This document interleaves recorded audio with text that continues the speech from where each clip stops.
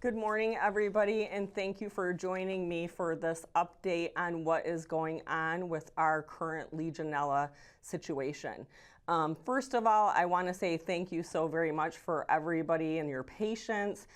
Also, your kind words for those of you that are making sure to reach out to say that you appreciate everything we're doing to help expedite this situation.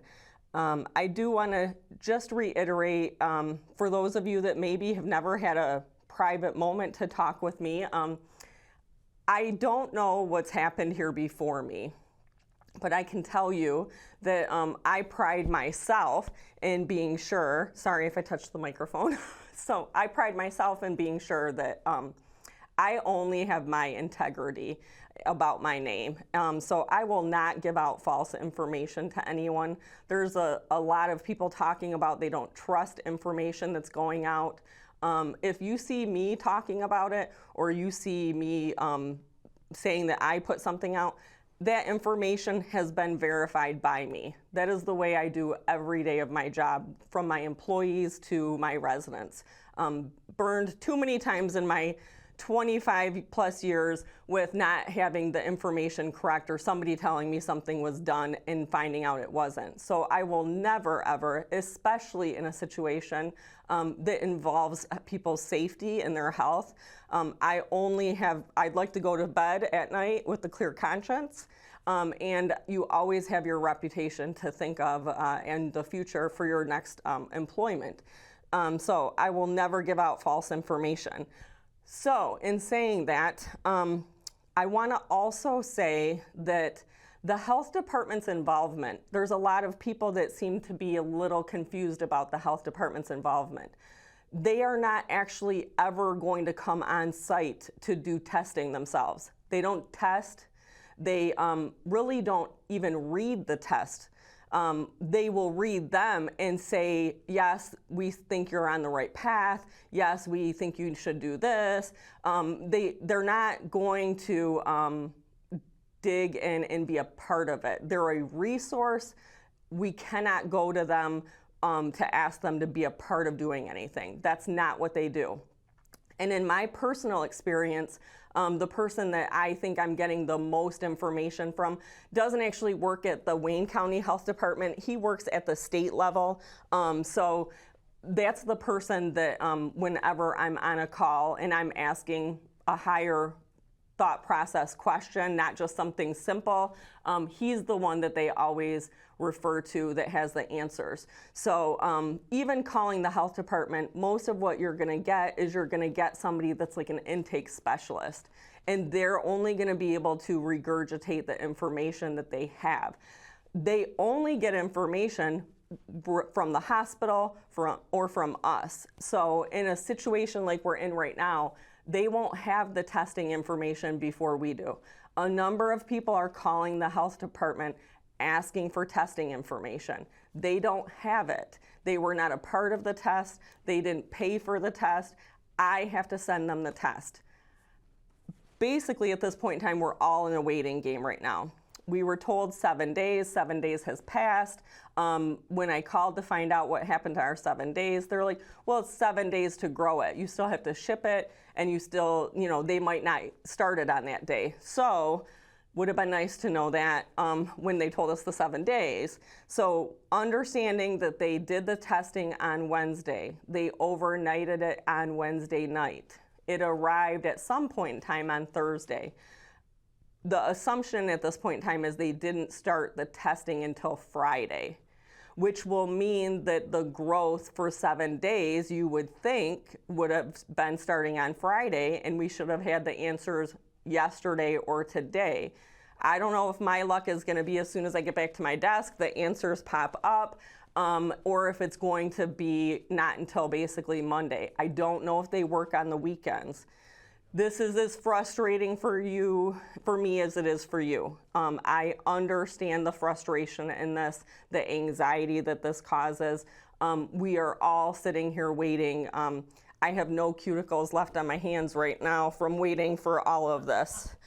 So I just want to reiterate, if you want to get up-to-date information, I need you to reach out to Mike Sala. We share an office space together. He can hear me, I can hear him. I give him up-to-date information. I have a timeline of everything that we're doing, everybody that I talk to. He has access to that information. That is so that he can give everybody information. He is fielding upwards of visits and calls and emails, probably about 50 a day, just related to this. And I'm still chiming in because some people are reaching out to just me. Sometimes I will shift that back over to him. My main focus right now is working on next steps. So before I go farther than that, I'd like to remind everybody of Mike's phone number, 313-789-8282. If he does not answer the phone, he may be with somebody else, he may be on the phone, leave a voicemail. He checks his voicemail constantly, as I do. I'm saying this because people are also calling the health department saying they can't get a hold of us, which then causes the health department to call me. And when we call that person back, they're saying, well, I didn't leave a message. This is a lot of needless time for just going over a lot of things that just add up to very frustrated days. So please, please, please, I know you're concerned.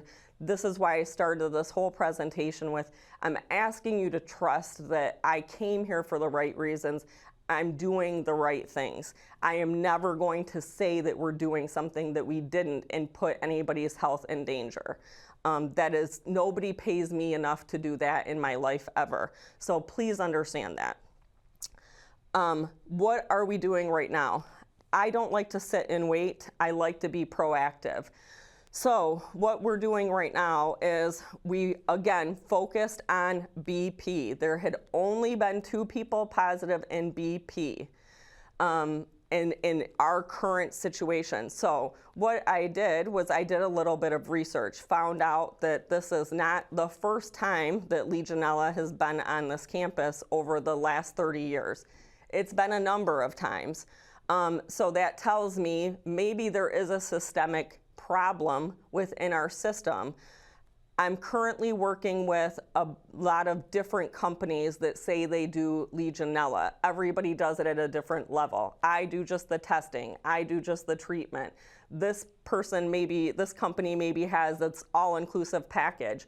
I'm trying to work with as many different options as possible to be A, financially savvy, but B, get a overall solution. After finding out the number of times that has had some Legionella in the buildings, I, with my non-plumbing expertise, say, well, what if we can find a solution to where it doesn't ever happen again, or the chances are very low? What I am hearing, in all honesty, is this does happen at a lot of places a lot of times. This time of year is Legionella season.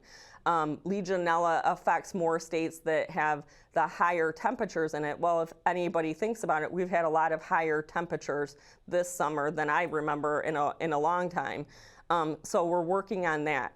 To be proactive for BP, because they are being basically put in a situation where A, it's scary, and B, it's frustrating. We're telling you not to shower in your apartments.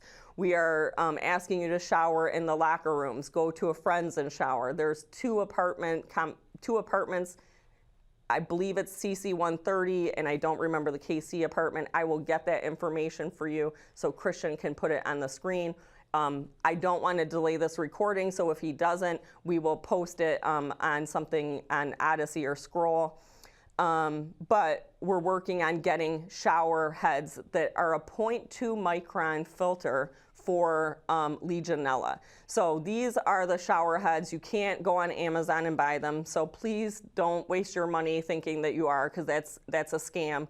You have to get these special shower heads. These shower heads are about $200. We're looking at working with a vendor about $175 each. It's good for up to 90 days. And this is supposed to eliminate the ability for Legionella to get through the shower. So remember, we're focused on the shower because Legionella grows in a hot water system, not a cold water system. It's very rare for it to be in cold water. If it's in cold water, that's usually more of a fresh water. So it does grow in more of a hot water system. When most people take hot showers, it gets into your lungs through the mist. So if I'm picking something up and it's got water in it that could have Legionella in it, and I drink it and I don't have any problems, I'm just drinking it, it's no big deal. It goes right into my stomach. The only time that you risk, I'm not telling everybody to go out and find some Legionella water and drink it. Please don't think I'm saying that. But the only time you risk it causing any type of infection if you drink it or you consume it is if you, we've all been there where you go to take a drink and then you're coughing like crazy. That's because something, your epiglottis wasn't functioning correctly, something got past it into your lungs, and that's your body's reaction to get it out of your lungs. So the people that have any type of dysphagia that, some people don't always know they have it, those people are a little more at risk for something getting into their lungs. But again, this is why we're focused on showers, because that's where the steam is. If you turn your sink on super high hot water and it's steaming up, obviously that can be where that is too. Most people don't turn their sink on that hot, and we also have to be careful in our end so we don't have the hot water turned up as high as you could at your own individual home, so that it doesn't create that crazy hot and somebody gets scalded. But what we decided to do was be proactive about what next steps are. So I walked through with the current vendor that we're using, what would that look like through every situation. We tested the pool. What happens if the pool comes back? What do we do about that? Well, most of the things that we're looking at outside of the apartments are not really going to affect anybody. Will it frustrate somebody if I have to shut the pool down? Yes, it will. But will it affect you in your daily life? Not really. So I'm not going to spend this whole time going over every possible place that could be in every treatment, because that would be a lot of time. And to be honest, a lot of times people get all of that information mixed up. They call their kids, they tell their kids something that doesn't make sense, their kids call us, and then we're again on the phone. It's fine to share the information, but I'm going to give out just the information that I think pertains to you mostly in your day-to-day life. So again, this is for BP residents at this time. We called all of the BP residents, and some people we didn't get through because they didn't have a phone. Some people we left a message, and then some people we got through to. We asked them just legitimately. There are some people that have said, I'm not coming back and I'm not using water. I'm going to stay at my kid's house until this is resolved. So I didn't spend the $175 on getting a shower for you if you're not going to be there. Just trying to be a little financially responsible. So we did get a number. If we didn't get a hold of you, we just ordered you a shower head. Worst comes to worst, I have some really expensive shower heads hanging out, waiting to be used one day if this ever becomes an issue. But we did order shower heads to be shipped to us today or tomorrow, so they are overnighting them. If we find results show that it is in the hot water system, so maybe Christian, if we find this, that's why I'm being proactive. I don't want to find out and then have to put all the steps into place, and now I've delayed it. So while I've been sitting here, so to say, I've been working on the next plans. So we'll have the shower heads here. I've also gotten information on what it would look like treatment-wise. So there are 2 treatments. If we have numbers that come back that are at a lower range, they may say, hey, it's just safe to do a water flushing of the system. That would require us to drain the heat the water up, drain it, and then flush it out through the apartments. So this will require us to go into every apartment. We can't let anybody else do it because we can't hope that they did what needed to be done. We have to say that it's done for sure. So we would have to go into every apartment and flush all of the water out. Then obviously we would have to refill that. That would require us to test after so that we can see what has happened. So I'm not going to throw out fake numbers right now because I feel like somebody's going to get those fake numbers. I'm going to be on the news with fake numbers. Nobody's going to put the fake part on there, so we're going to leave that out. If the numbers show that water flush is not necessarily the most appropriate, but a treatment flush is, then it would be an all-day thing again. So if you are in BP and you have not gotten hand sanitizer or anything yet, I recommend that you go to the store and get some hand sanitizer. You can wash your hands right now with cold water safely, but we will have a day coming up soon if we need to do treatment where we will shut off your water and it will be for the entire day, basically 12 to 16 hours. Because if we ever have to do a treatment, we have to drain those tanks, which means we have to refill those tanks. And I'm pretty sure these big tanks are not refilling that fast. So we are working on a piece of literature that we'll put out to you for the steps based on what we're doing as we come door to door to say, hey, we're here to start step 1, here's the literature, and this is what we're going to be looking at.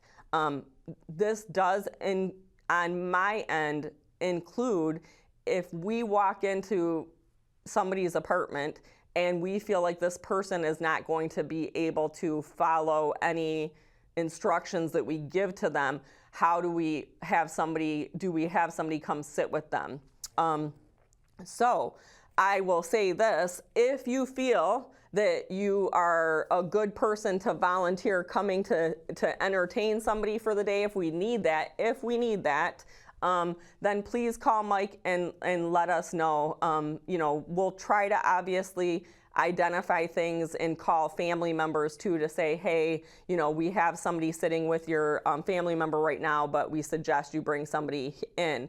And for instance, I have to heat up the hot water to get rid of it, and then somebody goes over, turns that hot water on and burns themselves. So while I can't necessarily delay a treatment, I have to also be responsible for those that maybe can live here on a day-to-day basis and forget some things, and it's not that big of a deal, but I can't let them forget something like that and then they burn themselves. So we're working on all those other details. If the treatment with the chemicals needs to be done, then it is kind of the same thing. They drain the hot water system, they drain the hot water tanks, they put the chemical into the system, and this chemical will also have a dye. So then they have to go to every outlet in the entire building, even if there's like a mop closet somewhere, the facility laundry room, every outlet, and they have to run that water until they know that there's nothing in there. So the dye, I don't know what color it is, let's just say it's that lovely blue that they put in all the fountains in Florida. And now we see that your water is clear. So I believe there is one last step after that. They didn't tell me that, but again, I know a lot of people have been through things like this, so that's what I do. At night, I call all my friends, hey, what happened to you? What did you guys do? So, I'm trying to research this from every aspect. So there's also a thought process on that. So these are the overall quick steps on what the process looks like if we have to do a chemical. So the team arrives on site, whichever team we hire to do this. There's signs that they'll be asking us to print and take into each apartment to tape on everybody's faucet that says, do not use water, just as a reminder. But again, I'm gonna think worst case scenario, and I wanna have a backup plan for what we have to do. Do I have to call and put somebody in that apartment? Do we have to try to convince somebody to maybe come out and get them out of their apartment for a little bit till we can get a family member there? After that, the team that does the treatment sets up the chemical injection points, which are where the hot water comes in. They inject it. After everybody radios that we've done everything, all the apartments have been inspected, everybody is safe, we have a go on everything. They inject the chemical. So the chemical is basically just chlorine is the main chemical. There's a couple different companies that are telling me they have proprietary chemicals that work on different things. I'm researching this the best I can. I'm asking side by side questions to figure out. Everybody wants you to use them. The cost difference is $15,000 to $64,000. So I'm trying to be financially responsible because everybody knows we also have elevators that need some attention and things like that. So I don't want to go overboard and spend $200,000 when I could spend $100,000. But I want to do it the safest, best way possible. So if the safest, best way possible is $200,000, we're going to have to go the $200,000 route. System-wide distribution. The chemicals are then flushed through the whole system. There's a holding time during this, which is about 3 to 4 hours. After that 3 to 4 hours, they drain everything. They flush it again, and then we go through one last time to do a visit to make sure that we take off those signs. And I believe this is where one of my friends told me that they have like a little test strip. If any of you have seen like the pool or a hot tub test strip, you just dip it in the water and it shows you the level. So they run a test, they run your faucets and they make sure there's no extra chemical that would be left, but maybe the dye came out. So obviously they're not allowed to give the thumbs up that your water is safe. So by water is safe, what does that mean? That means they've done the flushing. They're not going to be able to say with 100% certainty that there is no potential Legionella in the water still. We would have to do a follow-up testing. So the follow-up testing is recommended to be done 72 hours to 1 week post. So then again, we're going to take the full 7 to 10 days to get the results back. So this is why we went ahead and purchased the shower heads, because this is a long period of time. We're talking easily into August 18th before we can say what the second round of results are. Again, these are all based on ifs. If you just tuned in, I'm not saying that we have results that say Legionella. We don't have results yet, but I'm being proactive in the plan. So after that, the health department does get our results. They understand what the testing is that we have done, whether it was a hot water flush, whether it was a chemical flush. They know that we're doing follow-up testing. We'll tell them we did it on day 4, we did it on day 6, whatever day it may have been. Obviously, we're going to do it as fast as we can so that this can be done. Then we wait for those results. So here's the $50 million question. Let's just say we get a result where there is a positive still. What do you do again? You have to then see what those, so there's numbers, and I don't know the answer to what the numbers are yet on what the difference is in the treatment. If it's just in one apartment and it's a low number, they may say just flush that and it's empty. They may say just flush the system again. So that would involve us draining the water again and refilling the water again. It is very frustrating, but if you think about it, that's also an expense I'm putting into it with the water cost, because water is not cheap, so we have to refill it. And please don't hear me talk to you about expenses and think that I'm trying to nickel and dime the situation. I'm just being realistic about this, because we all know that it takes money to run every part of this campus. And so again, I have to be, that's part of operations. You have to be consciously aware of how and where you're spending your money and do it as responsibly and as effectively as you can. So then that would be the completion of that, and then we would say the hot water tanks are filled and go on with your day. So again, you should be able, we would hope we would have to put the filters back on the shower heads, because they did say the filters have to come off those. So we would hope that we would be able to get everything hooked back up for everybody. It's a lot. I don't want to keep giving out too much more information, but I do want to say for the BP residents, we are going to continue to provide the water, the 5-gallon jugs on 1, 3, and 6. So the goal is for you to either take or ask for help to take your water jugs over there to refill, and then also to, you can refill them at any of the dietary locations. Windows is happy to help you refill them there too. They're usually the ones that are open longer. If you need assistance with this, Joe can help. Bill can help. Security can help. If you do think you're going to need assistance, we would like to assign a staff member to assist you consistently. So maybe again, if you have a staff member that you know you can depend on, that's fine. Or you can call Mike and let him know that you're going to need assistance getting water refills, and then we assign somebody to you. We have somebody assigned right now for one apartment, and they're going every other day based on their water consumption to help refill water. Again, to be proactive. Never hurts to have sanitizer. I think post-COVID, none of us wanted to see sanitizer anymore, but it never hurts to have sanitizer available. The day that we shut off the water, if we have to shut it off, you will be able to flush your toilets, but you will only have the water to flush the toilet that's in the tank. So a trick that we used to use at my house when you had to turn off the water, our dad used to make us fill the bathtub so that you could scoop that water out and put it back into the tank so that you could flush again. I urge people to not go to get the distilled water out of the gallon jugs, or use your 1-gallon water we gave you to drink. Don't put that in your toilet, please. Drink that water. You can use the water, fill up your bathtub, you can use that water, you can put it into your toilet, or get some jugs that are separate, a pitcher, a pot, whatever it may be. Obviously, we will try, if we have to go on that route, we will also, recommend that people just, it's a pain, yes. Maybe you find a friend to go hang out with during the day. There's a lot of people here that wouldn't mind helping each other out. If you can get out of your apartment for that day, it's going to be less of an issue to go hang out.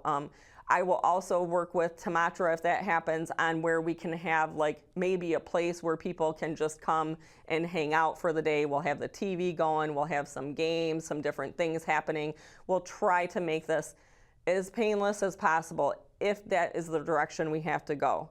The reason I'm talking about that direction is not because I already have secret information, but because that is the worst case scenario, that we have to do this, shut this down for the day, do this treatment. And that's the one that's going to affect you the most. If it's in the fountain and I have to shut the fountain off, not going to affect you. Again, if I have to close the pool, maybe somebody can't swim that day, but it's not going to affect them. So that's why I wanted to focus on that. That would be the area that affects you the most. This is what I'm trying to have planned out, along with identifying which company is going to do the treatment and their differences if we have to use them. So we've been working on all those plans behind the scenes. Just so that you're aware, this is what we're not just sitting waiting for the results with you. We're working on plans A, B, C, and D. I do plan to do more of these as I get information. I would like to try to do one weekly with information. If I don't have information, my understanding is that people still want me to come on to say I don't really have information. I may be sending Mike at some point in time if there's no information, just because, once again, everything has to flow through me and the rest of the world isn't stopping. So there's a lot of information that I'm getting, and I still have a lot of other things that are happening that I have to answer to. So my ears are definitely, I don't know how I have a voice at this point in time. My ears are hurting a little bit. So bear with us, that I may have to send some other people. I know people want to hear and see from me. If there's news on a plan, if there's news on results, I will be the one to give it to you. If there's just news that, I'm sorry, we don't have an update at this point in time, I may have Mike come give it to you. But again, at any point in time, please feel free to stop in to see Mike, to call Mike. He is available to give you the information. If you want your child to have the information and you're fearful that you're not going to be able to give them all this information correctly, please go ahead and have them call Mike directly. Hey, just please call directly. I am at this point in time not able to give out any more printed information. I'm just going to be honest about this. From a legal standpoint, if I put one wrong word or I don't date something and somebody else passes it out or somebody doesn't understand something, there's people out there waiting to sue. I mean, every day I probably have at least 5 people that tell me they're going to sue me for my entire career now. So that not just here. There's a long list of lawsuits out there with my name on them. So, you know, I just have to be consciously aware of that. I don't know why everybody else has a lawyer but me, but anyways, sorry, I always am gonna make a joke at some point in time, no matter how serious things are. So again, you gotta just laugh to get through it sometimes. So if you have a neighbor, I urge you, if you are a neighbor and you're not in BP and you wanna tell somebody, hey, feel free to come hang out at my apartment for the day. We can have lunch together. You know, I'm not asking you to move them in with you. I'm not asking that. But if you know somebody in BP and you live in a different apartment and you say to them, hey, when you see them this weekend, if you're gonna need a place to hang out that day, if they have to do that, please feel free to reach out to me. You know, a lot of people don't like to impose on others. So it would be kind of you as a neighbor if you have extra space and you have a place in your apartment where you can say, I can come and entertain you. We can watch TV together, read a book at the same time, whatever it may be. You know, that would be nice for them to know that they have somebody that they can go spend some time instead of being cooped up in their apartment, remembering every time they go to the faucet, don't touch it, don't use it, don't touch it. That can be a little bit frustrating for everybody too. So once again, we are here with you. We are here for you. Our goal is to keep as many of you as possible, all of you actually, as safe as possible. This is a bump, this is a hiccup. Other places get through it. I appreciate you understanding. This was not us sitting around just not doing anything and we just let this happen. We weren't just bored looking for something to occupy our time. This was purely an issue that comes up way more than we hear about it. It's frustrating that we don't hear about it more because then they make it sound like it's so rare. I think if people really realized how rare, how common it was, they would be a little less scared of it. As long as you're following the appropriate steps, it's not scary. One last thing, I've talked way longer than I planned to. People calling about the drips in the hallway. This is not a Legionella source. Again, it has to come through mist that you inhale into your lungs because it's Legionella pneumonia that people get from Legionella. So pneumonia is in your lungs. It's not in your stomach. It does in the water that is in the buckets. Well, there may grow Legionella in there. Even if somebody decided to drink the bucket, they shouldn't be getting it because they're not coughing, but that bucket's not evaporating water. It's not heating up. It's not getting a mist into the air. So that is not happening. If you go on to, many of you are computer savvy, if you go on to CDC, Legionella, it gives you a lot of facts on there. I thought about printing some of them out, but there's so many, I would almost have to wallpaper the wall across from my office. You look at some of them that more geared towards a hotel because of our size. You know, Legionella in a home, a Legionella in a nursing home, and Legionella in a hotel. We're kind of closer to the hotel because of the size that we are and the amount of places that we have. So that's kind of how I've been looking at things when I go on there. So feel free to do that. Not telling you, please, nobody here that I said do not call the health department, but just understand when you're calling the health department, you're not going to be able to say something to them that's going to elicit a response that gives you more information because they have no information to give you. They are simply a resource for us, a guide to say, yes, they're going the right direction. or we recommend this. The health department technically can't even mandate us to do something. They are just a resource. But obviously, even per the newscast, we are working closely with them. So the news didn't change that. All it did was scare some people a little bit more than they already were. So to each their own for whoever decided to do that, but it didn't change the situation. So I just want you all to be aware that the situation is just going to be managed the same way. So the news is only going to potentially harm people from moving in.